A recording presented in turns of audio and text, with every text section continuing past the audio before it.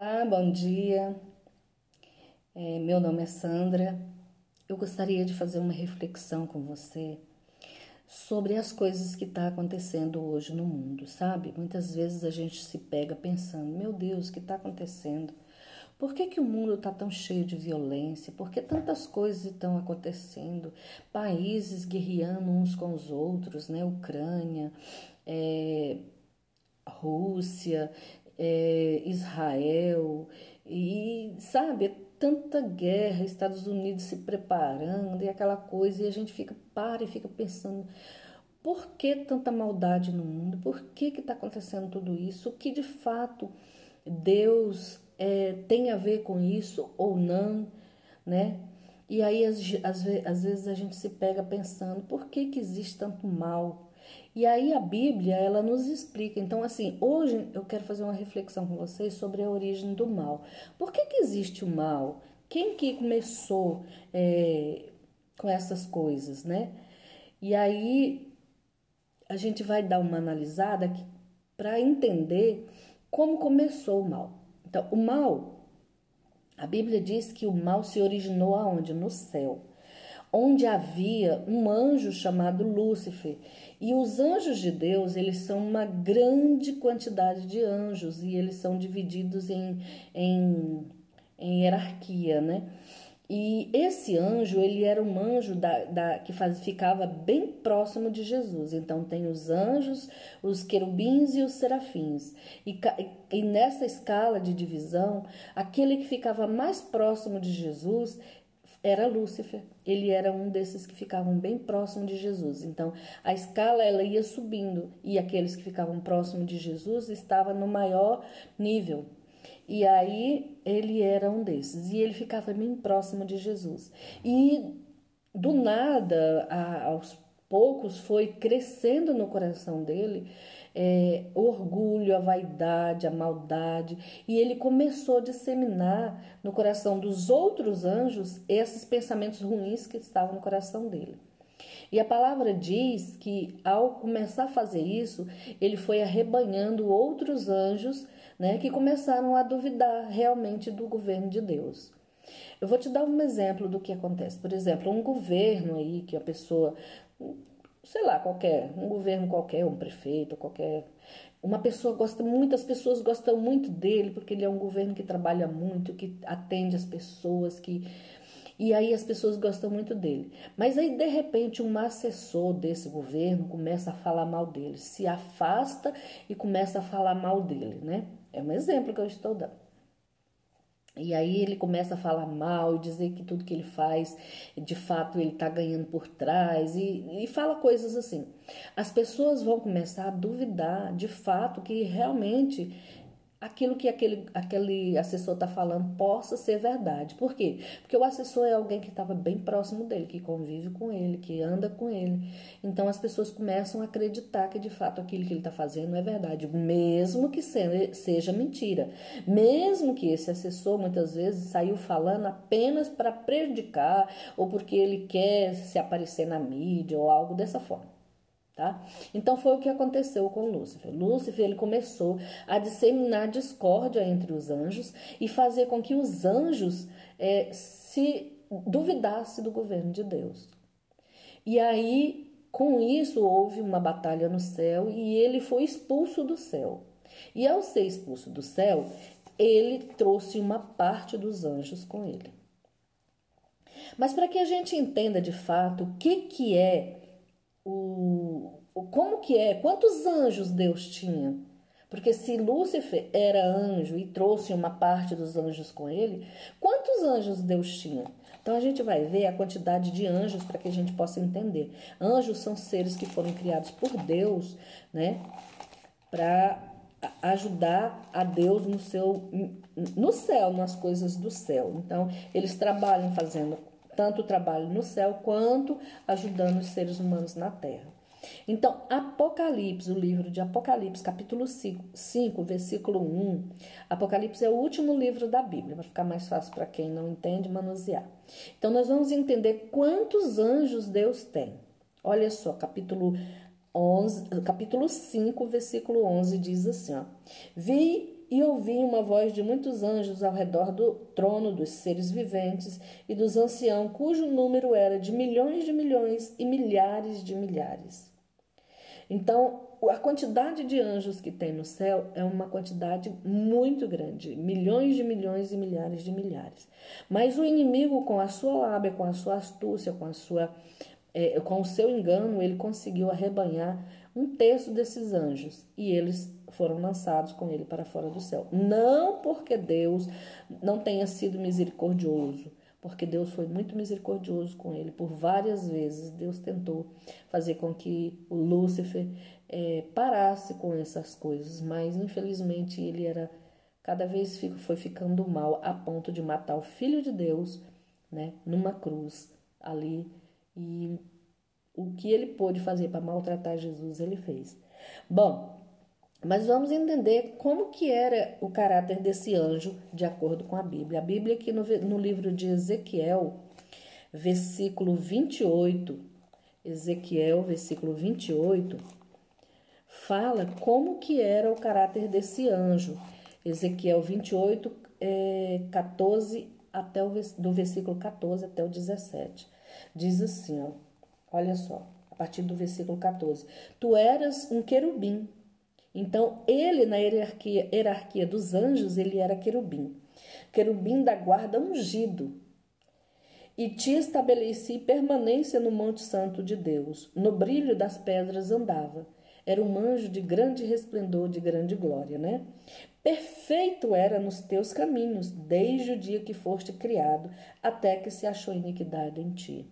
Então, ele era um anjo perfeito e aí apareceu a iniquidade no coração dele e ele começou a disseminar essa discórdia no céu.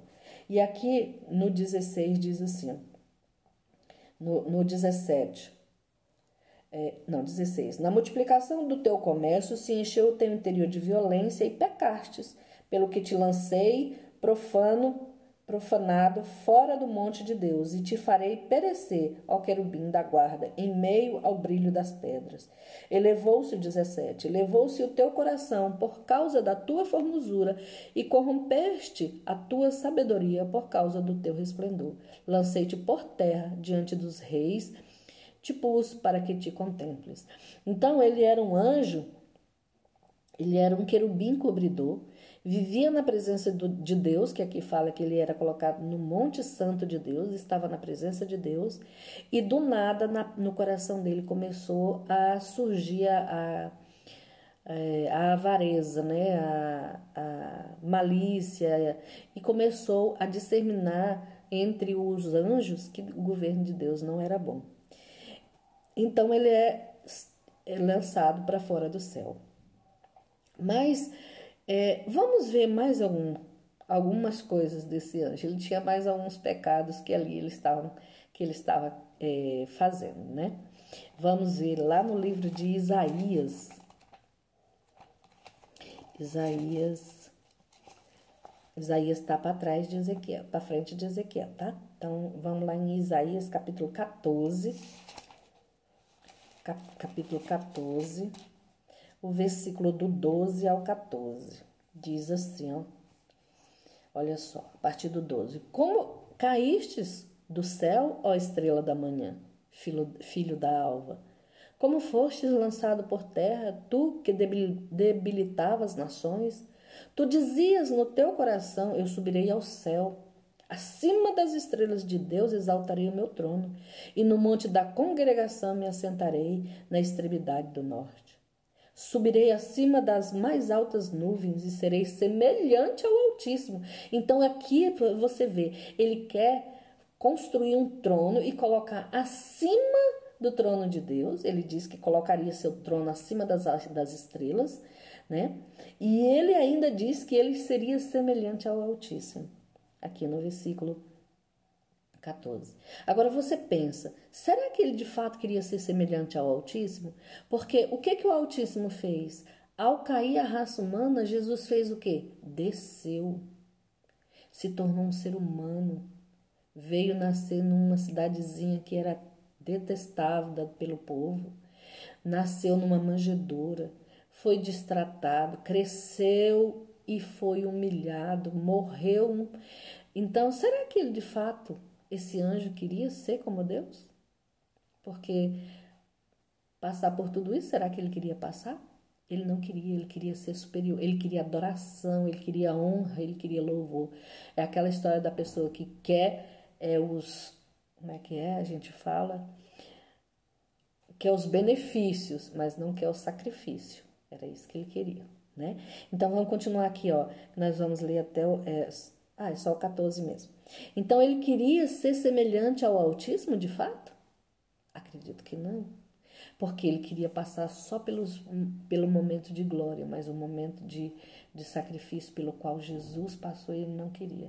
Tanto é que quando Jesus esteve na terra, ele fez o possível para fazer com que Jesus passasse a maior humilhação possível, né?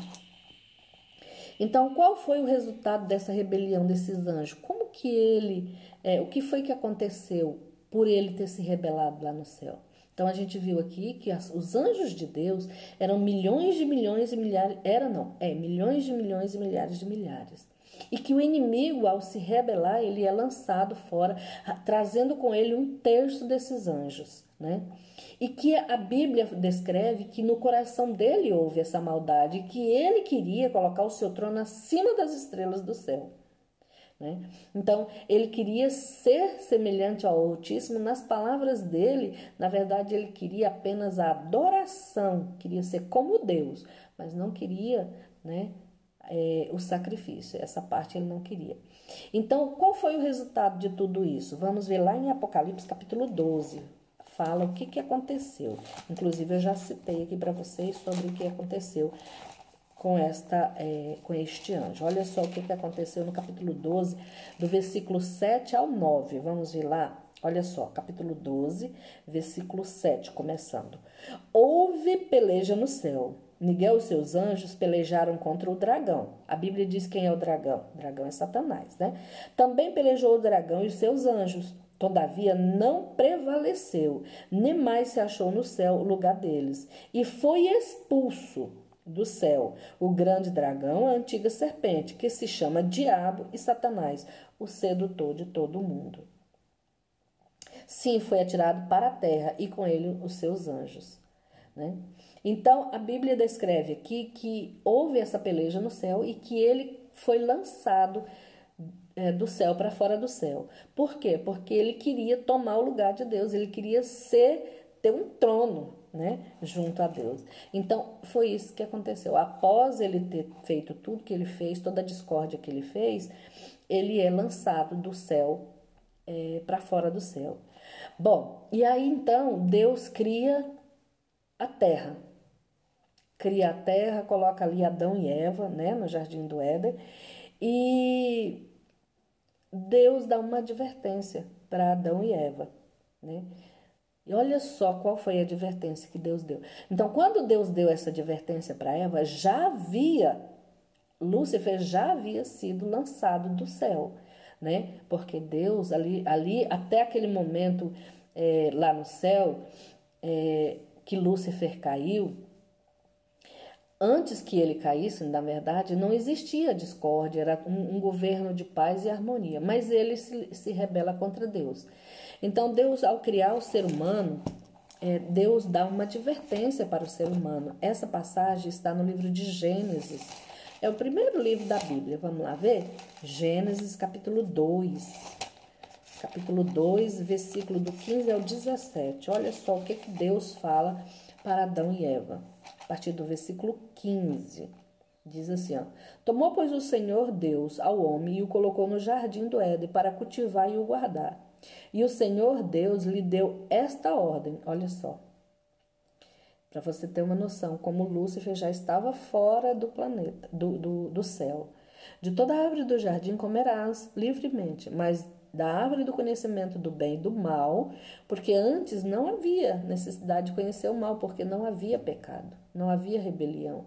A partir da hora que Lúcifer peca, o pecado foi disseminado no céu, a rebelião, a maldade, né? Então Deus, ao criar o ser humano, diz para ele, ó, versículo 17, mas de toda árvore do conhecimento do bem e do mal não comerás, porque no dia em que dela comeres, certamente morrerás. Então Adão e Eva foram colocados ali no Jardim do Éden e foi informado para eles que haveria um teste. Eles iriam passar por uma prova. Qual prova? A prova seria a obediência, o não comer do fruto daquela árvore. Ah, mas Sandra, você está dizendo que aquela árvore então tinha um efeito sobrenatural, algo assim? Não.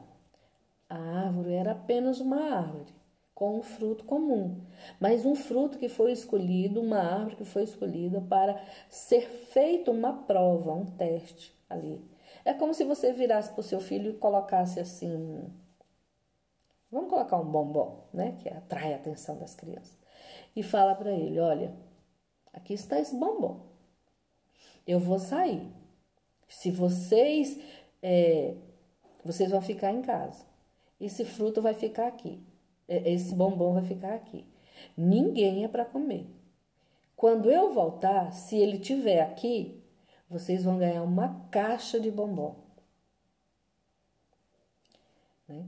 Mas se esse bombom tiver sido comido, aí eu vou castigar vocês, porque vocês me desobedeceram. É um teste, um exemplo, tá? Né?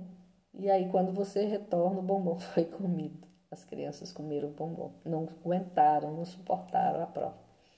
É o que aconteceu. Não porque aqui é só um exemplo, tá? Não porque aquele fruto era um fruto todo especial, que não tinha um fruto tão bom quanto no jardim. Não é isso. Era um fruto onde Deus tinha colocado ali para fazer o teste de obediência de Adão e Eva, mas eles caíram. E aí, contrariando a advertência de Deus, né? O que o inimigo faz? O inimigo vai lá e conversa com a mulher naquela árvore. A Bíblia descreve que a mulher foi se aproximando daquela árvore e viu a serpente ali, né? E aí a gente pode imaginar que a serpente começou a conversar ali com ela, tal, e a atraiu para aquela árvore. Por quê? Quem era a serpente? A Bíblia diz, aqui nós já lemos, né, em Isaías, que é a serpente, o dragão, diabo, Satanás. Então a serpente ali vem, atrai a mulher e faz com que ela coma daquele fruto, né? Vamos ver? Olha só o que diz em Gênesis capítulo 3, versículo do 1 ao 5, olha só. Mas a serpente, mais sagaz que todos os animais selvagens que o Senhor Deus tinha feito, disse à mulher. É assim que Deus disse, olha só para você ver a astúcia da serpente. Coloca que na frase de Deus, ela coloca uma palavra contrária, olha só. Não, olha só. E assim que disse, não comereis de toda a árvore do jardim? O Deus tinha dito para ela que ela poderia comer de todas, menos daquela. Agora ele vem trazendo a frase com um engano aqui, né? Não comereis de toda a árvore do jardim? Respondeu-lhe a mulher. Do fruto das árvores do jardim podemos comer. Mas do fruto da árvore que está no meio do jardim, disse Deus, não dele não comereis, nem tocareis nele, para que não morrais. Então Deus tinha dito à mulher para que ela não comesse, para a mulher e o homem, para que eles não comessem do fruto daquela árvore.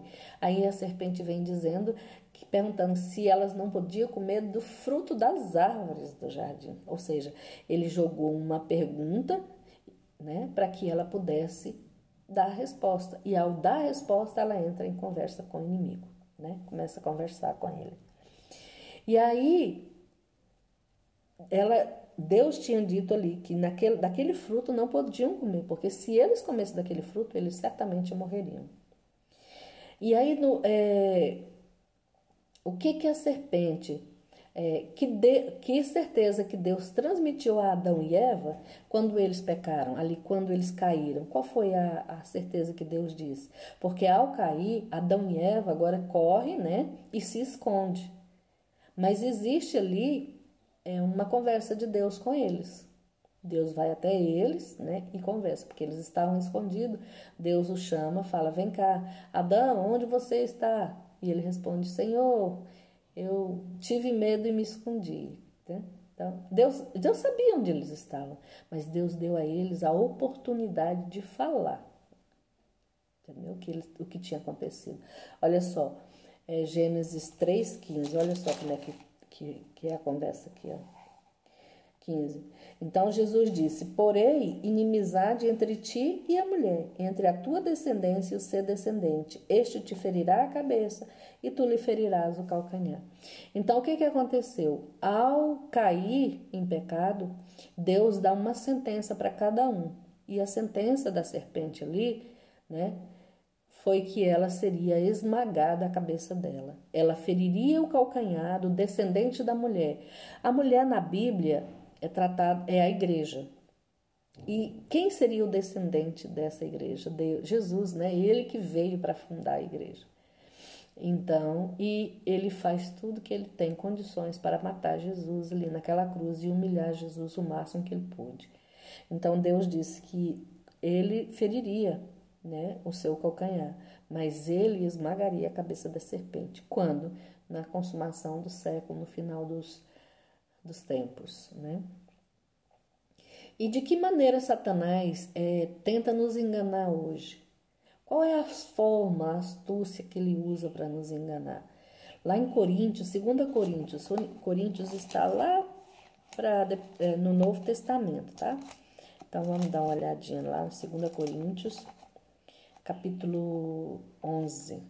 2 Coríntios, capítulo 11, versículo 14 e 15. De que maneira Satanás tenta nos enganar hoje? 14 e 15. Olha só, quais são os artifícios que ele usa para nos enganar? E não é de admirar, porque o próprio Satanás se transforma em anjo de luz. Não é muito, pois, que os seus próprios ministros se transformam em ministro de justiça, e o fim deles será conforme as suas obras. Então, o que o inimigo faz? Ele se transforma hoje em anjo de luz para enganar as pessoas. No livro de Mateus, capítulo 24, versículo 24, também fala sobre isso. Quer ver? 24 diz assim, ó. Porque surgirão falsos cristos e falsos profetas, operando grandes sinais e prodígios, para enganar, se possível, os próprios eleitos de Deus. Então, quanto que a gente está vendo aí de pessoas falando que são seguidores de Deus e, no entanto, estão fazendo como Satanás fez com Eva. No meio da palavra, eles colocam uma frasezinha que distorce toda a palavra, né? E assim eles vão arrebanhando pessoas para os seus domínios, né? E fazendo com que muitos andem nos caminhos errados, acreditando estar no caminho certo. Contra quem o inimigo hoje estaria lutando? A Bíblia diz que o inimigo vai estar irado contra um povo nos finais dos tempos. E esse povo será perseguido, será humilhado, será maltratado. Vai fazer de tudo contra esse povo. E a palavra de Deus já deu essa profecia para que a gente se prepare para este momento. Essa passagem está no livro de Apocalipse, capítulo 12. Vamos dar uma olhadinha? Apocalipse, capítulo 12. Fala que esse dragão, a antiga serpente, ele está irado contra um povo, porque ele distorceu a palavra de Deus e as pessoas acreditam naquilo que ele distorceu, mas tem um povo que traz a mensagem. E essa mensagem para ele não aceita, porque ele gosta do engano, que as pessoas não enganam. Então, Apocalipse capítulo 12, versículo 17, diz assim, ó. Irou-se o dragão contra a mulher e igreja, e foi pelejar com o restante da sua descendência, os que guardam os mandamentos de Deus e têm o testemunho de Jesus, e se pôs em pé sobre a areia do mar. Sobre a areia do mar. A palavra de Deus diz que os perdidos são como a areia do mar. E aonde que está esse inimigo aqui? Ele está de pé sobre esse povo que estão perdidos.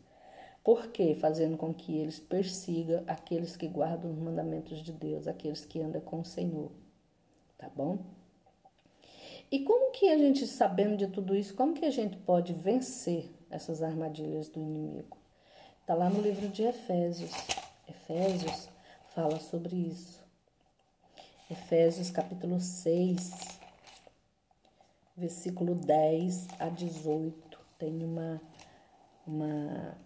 ensinamento de Deus aqui para o seu povo. Olha só, capítulo 6, versículo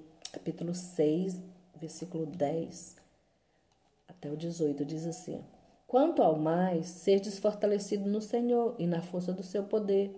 Revista-vos de toda a armadura de Deus, para poderes ficar firme contra as ciladas do diabo. Porque a nossa luta não é contra o sangue e a carne, sim contra os principados e potestades, contra os dominadores deste mundo tenebroso, contra as forças espirituais do mal nas regiões celestes. Portanto, tomai toda a armadura de Deus, para que possais resistir no dia mau, e depois de terdes vencido tudo, permaneceis inabaláveis. Estais, pois, firmes, cingindo-vos de toda a verdade, e vestido-vos da couraça da justiça.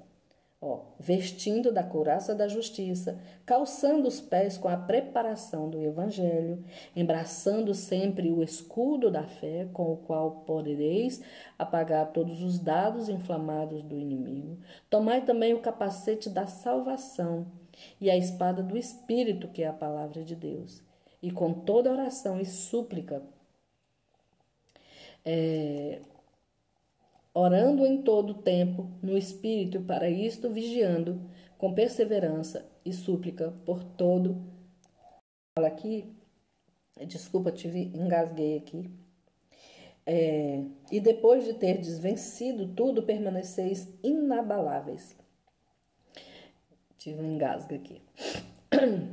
Então a palavra do Senhor diz que nós necessitamos estar revestidos com os pés, né? Com a pregação do evangelho, firmes na verdade, embraçando o escudo da fé, usando o capacete da salvação, orando sempre ao Espírito Santo de Deus. E se a gente estiver preparado dessa forma, o inimigo não nos vencerá. Amém? Que assim seja, que Deus possa estar trabalhando no seu coração e que essa mensagem seja fortalecedora, seja de engrandecimento para a sua vida. Que Deus abençoe.